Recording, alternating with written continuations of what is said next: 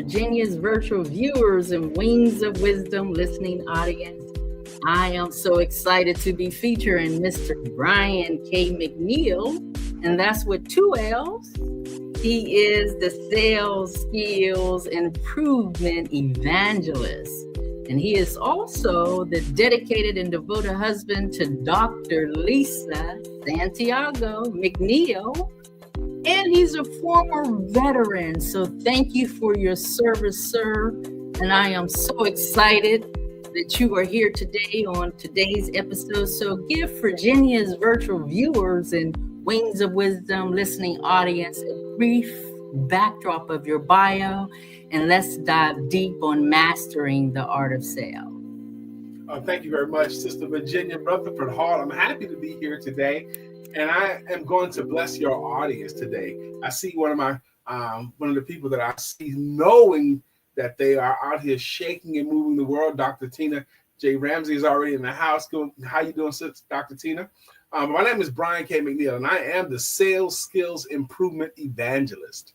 That's why I like the title Evangelist, because that's an zealot advocate for. And I do think the ability to sell has more to do with our happiness and sadness, or prosperity or poverty, than just about anything else. We do sell our ways through life. But yes, I am a current military veteran. I am an Army veteran. I am married. I am a minister as well. I'm a father and a husband and a grandfather. Paul B, that's who I am. And I spend my life helping entrepreneurs to sell themselves, which they often forget, and their services better than they ever have before, so they can earn more money than ever before.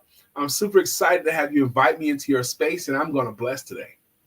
I am so grateful you are here. I love the fact that you are a veteran and an evangelist. So I'm grateful. So how did your journey as a veteran and also as an evangelist shape your approach to sales and entrepreneurship and coaching?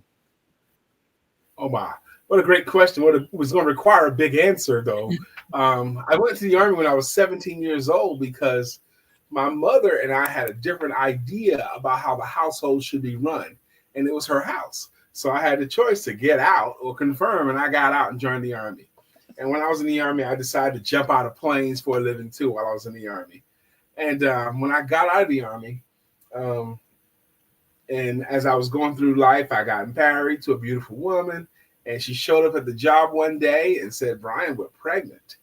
And she never had showed up at my job before. And I realized that my job as a front desk supervisor was not going to be enough to afford a wife and baby.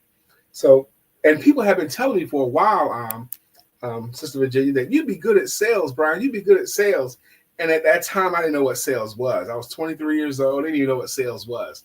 So I looked in a newspaper. That's how long ago that was. And I looked in the help wanted section, and I found a sales category, and I saw an ad that says entry-level sales will train. And I said, that's me, because I don't know what it is. So I went there, I interviewed, they hired me. And Sister Virginia, it was a straight commissioned sales job. And some of you guys, as soon as I say the words, they're going to do just like she did and sit back. Straight commission means if you ain't got no sales, you ain't making no money. And the training consisted of hang in there, you'll figure it out.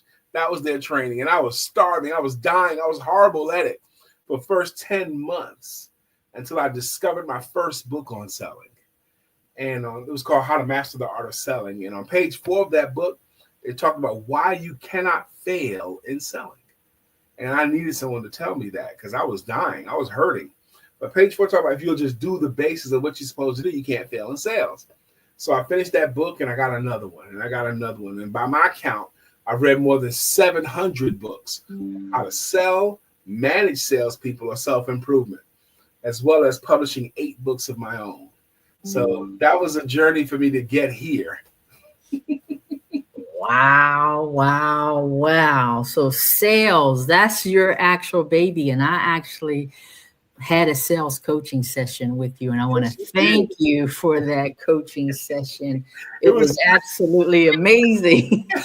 It was intense. but it was amazing. So tell me this. I love the fact that you're an evangelist. What spiritual or biblical principle have guided your path in both business and ministry? Well, I do believe in God, and I do believe in the tenets of the Bible, and the Bible is very pro-business. It talks about the millionaires in the Bible. It talks about doing business until I return, but there's certain scriptures that mean more to me than others. Like, for example, Proverbs 11:26 says, the people will curse the ones that withhold the grain. They wish blessings upon the ones that will sell it. So, and our grain today are the answers we have, or our intellectual property, or our solutions. And the way I read that Bible verse is basically saying, if you got something that'll help the people, if you got something that the people would want, and you don't sell it in exchange for something of value, money, if you don't sell it, curse you. They're going to want curses on you. But if you will sell it, bless you, and the people will want blessings on you. If you have a solution, you're supposed to sell it. The Bible says, sell it, okay? Be willing to sell it. It doesn't say be willing to give it, okay? And there's also a parable that's written 3 times in the Bible. It's in Matthew, Mark, and Luke, the same parable, the parable of the talents. And if you give one servant 10 talent, one servant 5 talent, one servant 1 talent, I don't want to go through the whole thing right now, but basically that parable is basically saying, if you have a talent, you're supposed to use that talent to make money. And if you don't use that talent, if you hide the talent, there's penalties for that. You're going to be banished into the outer courts, but there's going to be weeping and gnashing of the teeth. You lazy and wicked servant, I gave you this talent and you did nothing with it. You're supposed to. And one more, the sin of the desert that convicts my life every day. The sin of the desert. The sin of the desert is when you know where the water is, but you won't tell anyone else. You know where the solution is, but you're keeping it to yourself. You know how to help them, but you're not telling them about your abilities to help. You're committing the sin of the desert, and the sin of the desert is the height of selfishness. So if you're not selfish, if you can help the people with an answer you have, you're supposed to. Wow, that is powerful. That is powerful.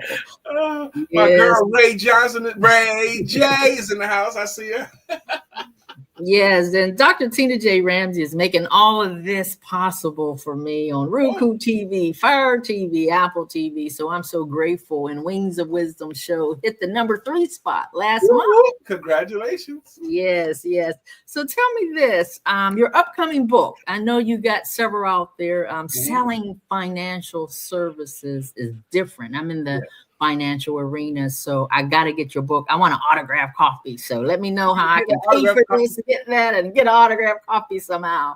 So you have to figure it out. If you go through my website, you can get an autographed copy. If you go through Amazon, they're just gonna send it to you direct.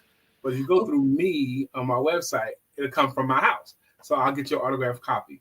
My upcoming book. You mentioned my upcoming book. It's really about a day or 2 away from being made public. That's how close it is. Cover everything done. My publisher has it. All of that stuff. Editing, everything is done. It's like a day or 2 before we press the button to make it public. But it's called Selling Financial Services is Different, because I see it as different. It's not the same as selling coaching services or network marketing or real estate. When you're talking about someone's money, you're very, very personal. The industry, the financial services industry, it kind of forces people to conform to sell logically, because it makes sense. If the clients will put this much money into this vehicle, they're going to get this kind of results. That makes sense. That's such a smart thing to do. The challenge is your clients don't buy that way. They buy what they want way faster than what they need. They buy for the sake of someone else way faster than for themselves. So you have to constantly tell people in the financial services industry that you have to sell with emotion versus logic. Use your logic just to justify, but emotion to sell. And I teach how to do that with the tools. The words you use, like emotional words. Like the most emotional word in the English language starts with an L. What is it? Love. And most adults have taught themselves how to not say the word love and never use it. But I encourage, especially people in financial services, to talk about the word love as they're selling their services. You're going to love knowing, your family's going to love that you. Using simple tools like using the word love can help sell and help keep it on an emotional track instead of just logical. And then the second most emotional word in English language starts with an H. And what is it? Emotional? The second most emotional word in the English language starts with an H. What do you think it is, Sister Jacqueline? Huh? Hope. Hope is a good guess. Actually, the word that evokes the most emotion in the world is love. The word that evokes the second most emotion is the word home. Home, home. Ray, of course, Ray would know because Ray is a regular part of my world. It's actually the word home. Thank you, Jacqueline, for the guess. It's actually the word home. And you're finding a way to use the word home in selling financial services. Everyone in your home will be protected. Everyone in your home will appreciate that this has been done. And a sentence that uses both the word love and home, you're going to love knowing that everyone in your home is protected. You're going to love knowing that everyone in your home has a financial future that's much more secure. You're going to love not have to worry about your home. Those kind of sentences can take on an almost hypnotic effect, but you have to learn how to use them. Yeah, that's powerful. So what is the number one mistake that professionals are making when they're trying to actually sell, like being pushy for some shit? The number one mistake entrepreneurs and salespeople are making today, and it is so pervasive, and it's so the number one mistake entrepreneurs are making today is they never ever even ask for business. They won't even ask for it. They want to be liked, and they don't want to risk being liked, so they never ever ask for business. They'll do a good presentation and then hope. They do a good presentation, or might say, "What do you think?" But they never formally ask for business. That's the number one mistake. Entrepreneurs today, they will do all kinds of stuff, but never ask for business. They'll hope they're hoping that the clients will say, "Hey, Sister Virginia, I know you're in financial services. I need your financial services. And will you give me a plan that I only have to pay $100 a month?" They're hoping that will happen, but it doesn't happen like that. That's right. Sister Stephanie Rousseau, that's right. People who think they don't like selling, that's not true. They do like selling because they like getting the money they get in exchange for what they offer. They love that. They never received money in exchange for anything and thought, "I don't like the fact that they paid me." But what the fear is, the potential for rejection. That's what their fear is, potential of rejection. And that can be overcome too. But the number one crime, the number one problem, the number one entrepreneurs are having, they never ask for the business. Entrepreneurs that do have some sales training and some courage, they will ask for the business, but they'll only ask once or twice and then never again. The average sale happens after the 5th attempt, but only the champions make those attempts. Only the champions will follow up the requisite number of times. You can't ask for it 5 times in one sitting, but only the champions will follow up in a disciplined way until the sale is made. That's what the crime is. The challenge is not asking for the business. And here's how I would want you to ask. Those of you who are tuned in here today, I'm going to bless you. What I'm about to tell you, do not be floored by the power of its simplicity. This thing I'm about to tell you right now is powerful and magical. If you'll just say these words, once you believe the client understands what you're offering, once you believe they understand how you're benefiting them, once you believe they have a full understanding of what they get for the money, I want you to say these words. Will you give us a try? Will you give my service a try? Will you give this program a try? Will you give us a try? It's such an amazing, non-threatening way to ask for the business. It doesn't hurt you. Ask them to give you and your services a try every time. Will you give us a try? When you only, Ray, I'm telling you, I understand where Ray's going. She wrote the word try. Only use the word try in this instance. Only use the word try after you believe they fully understand what they're getting and they know how much it costs. Ask them to give your services a try. Try is a tricky word, and I think that's might be where Ray's going with it. You don't say stuff like, when someone asks you what you do for a living, you don't say, I try to help people. That's a crime. No one's going to pay you for trying to help them. They'll pay you for helping them. But give our services a try once they understand what they're getting and how much it costs. That's when it's appropriate. Wow. So sing it, girl. Wow. Wow. Wings of wisdom. Wow. So I love it. So tell me this. What are your leadership skills from the military? Yeah. How does that incorporate with what like continue to influence your sales, your business owners? How do you influence that with your leadership skills? Now, the truism is that I've had jobs, I've been in the Army, and I've never had a job in any capacity longer than 6 months where I didn't end up in leadership at some point. I wonder how much this impacted me, but when I was 11 years old, the elite students in Brooklyn, New York got to go to a program called the Reach Out program.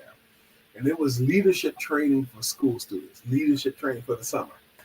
And I took that course, but I don't know how much that impacted, but every job I've ever had, every military place, I ended up in leadership of somehow, because I always do my best. I show up early. I always show up early, 30 minutes early minimally if I'm going anywhere. So even on the jobs, I always showed up to the job early because that gave me a time to get comfortable, get my coffee, get everything. So before I had to start, I always show up early. I work everything as good as I can, and I don't cut corners, which is a reliable leadership trait. And when companies see this, I had one job one time. I was launching my business as a sales trainer, but I still had a household to maintain.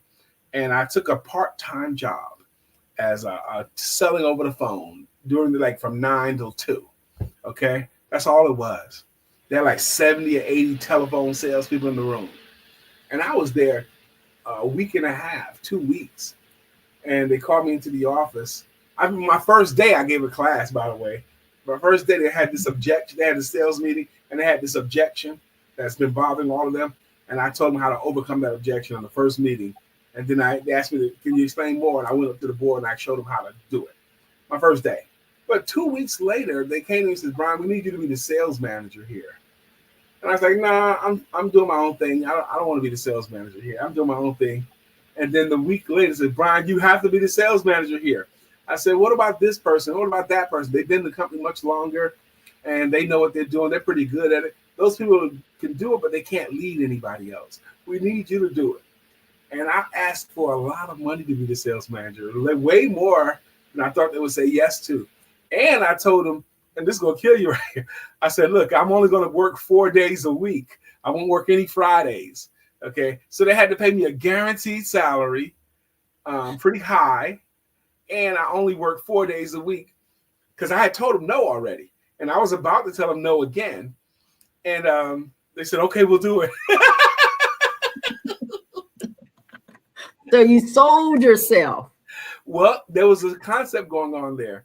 The fear of loss is greater than the desire for gain. And when they realized that I could potentially just leave altogether, they wanted to do more. And people will do more to protect something that's already in the house instead of trying to find something else. They had some fear of loss because I already told you guys no. I don't want to be the leader of this group here. And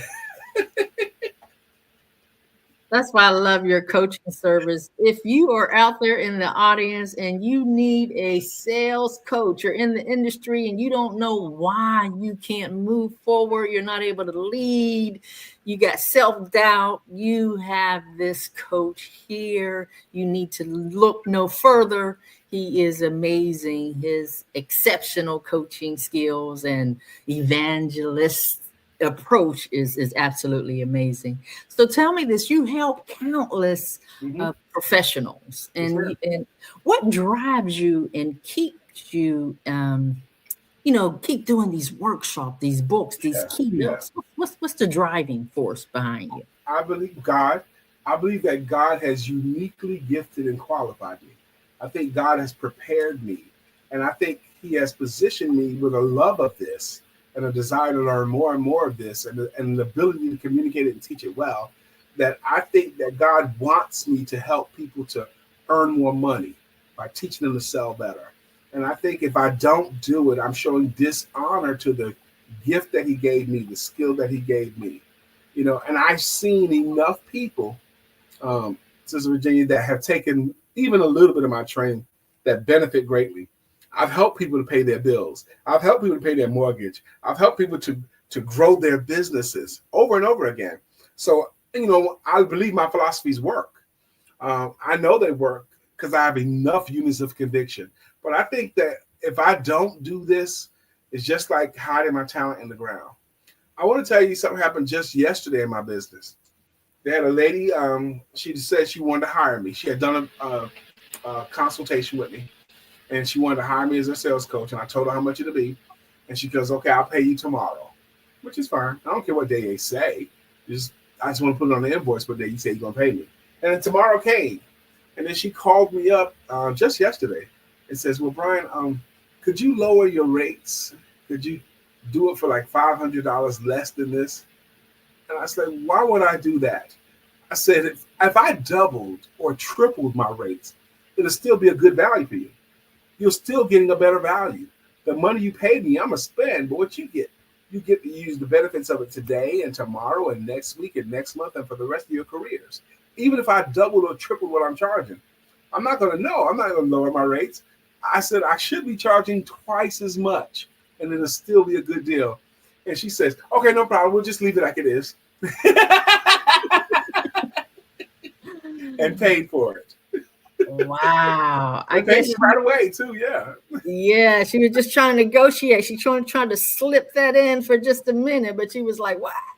Why would I do such a thing? If you're offering something to someone that's going to benefit them, and then that's going to benefit them, there's no reason to lower your rates. Most likely, you need to be charging more. Most likely.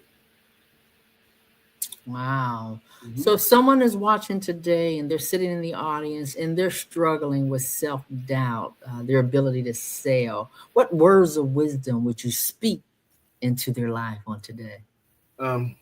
Well, as grown-ups, very few adults could do anything successfully without some levels of accountability. And none of us have lived long enough to have all the answers. We all need some help. We all need some support. So you need to keep learning. I offer a free consultation to anyone that schedules it with my Calendly link. I don't know if you have it or not, but I'm willing to offer a free consultation. It's calendly.com/BK McNeill. BK McNeill, that's mine. But words of that will be encouraging. Let's say I never saw you again and I wanted you to sell well.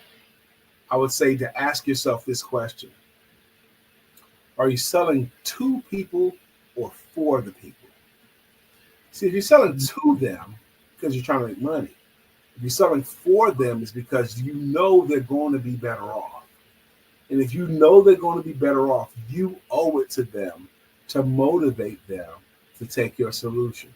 You owe it to them to motivate them to take your solution. Selling today is more of a motivational act than it has ever been.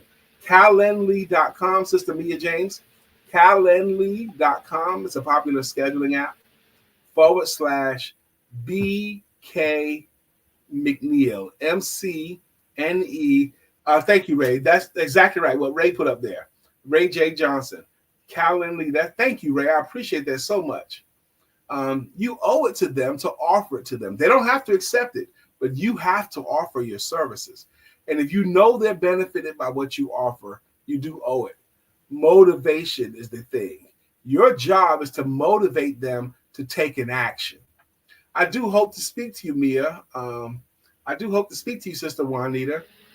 And it's free. There's a rap lyric by some poets of the 80s that I like. Okay? And it goes like this. Listen up, homeboy. Give this a thought. The next time someone's teaching, why don't you get taught? It's like that. I'm willing to teach. You guys should get taught. Yes, Miss Mia James has a financial service company, and I'm actually a part of. She's the founder. She fired her boss at the age of 40, and she has a full-fledged financial service company. And I sent her the link yesterday, and she's helping me in this financial industry as well. So, Wonderful. Mia James, Congratulations. Thank you. So I'm gonna do some rapid fire fun just for a few minutes. Okay, let's do it. So tell me, before your keynotes, what is it, coffee or tea? Before my tea, before I do anything, it's coffee for me. It's always coffee. It's coffee for you? Yes. Okay, so what is one word that will describe your speaking style? Dynamic. Wow, that's so true. That's Dynamic. So true. I rock when I give a workshop, and everyone in the room gets involved. Everyone gets involved in the fun. It's laughter and learning. Yep. Okay, so what is your favorite scripture that fuels your faith in business? Colossians 3:23 and 24. And whatsoever work you do, do it as if you're working for the Lord and not man, for you know there will be a reward for this. Wow, that is powerful. Colossians 3:24. Did you 23 and 4? 3:23 and 4. Okay, and tell me this. What book? I know your books is there, but besides yours, that every entrepreneur should read. Besides mine? Okay. Besides my books, there's a thin little book. You can read it in the afternoon. It's an absolute treasure. It's called The Greatest Salesman in the World by Og Mandino. It's set in biblical times and is biblically based, but it's a little thin book. You can read it in a couple of hours probably, but I think it does the best as far as getting your mind right to be great. Set in the time period of Bethlehem and baby Jesus in the manger, that kind of time period. I think it does the best job of mentally preparing you to do this work great. Wow. And don't let the title throw you off. The greatest salesman in the world. That's the title, but it's based on biblical tenets, and it's the best. Wow. I love little golden treasures that you can read in the afternoon. You know, as I love listening to audio, to just grab a nugget and just dive in, and a little thin one. Oh, I can do that all day long. So in the last one, tell me this, what's the best advice that you received in or out of uniform that you can give to the audience? Okay, this is the best advice I ever got, and I'm going to share it with you. Two things to be successful in life. Number one is be willing to ask for more help. Be willing to ask for more help. And number two is be willing to accept more help. The best advice I ever got, the best advice I'm going to be giving. You can't do this by yourself, none of us. We all need some help, but be willing to ask for the help you need. And when it comes, I made the mistake 5-6 times. Someone raised their hand saying, Brian, I want to help you. I want to support your business. And I didn't let them. I didn't know how to use the help. But as I mature, I'm learning to accept help. Thank you. And if you can give Virginia's virtual viewers one last golden nugget that they could take home today, what would that be? Ask for the business. Ask for what you want. And ask formally. You don't have a problem with selling. You have a problem with making offers. Most of these entrepreneurs that tune into things like this, they might go a month and only offer their services once or twice, or 2 months, 3 or 4 times. But if you will offer your services, give people a chance to say no to you, and they get a chance to say yes to you, you'll sell more. And holler at your boy. Schedule time with me. Schedule a time. Okay, I want to thank you so much for leaning in. I appreciate you. And like I said, your coaching service is absolutely amazing, and complimentary consultation for those individuals who need help. You want to lean in. So you want that information once again, how they can reach you? calendly.com/BK McNeill, McNeill. Love it. So thank you, Wings of Wisdom listening audience and Virginia's virtual viewers. We're so grateful to have you on today. And we will see you on the next episode of Wings of Wisdom.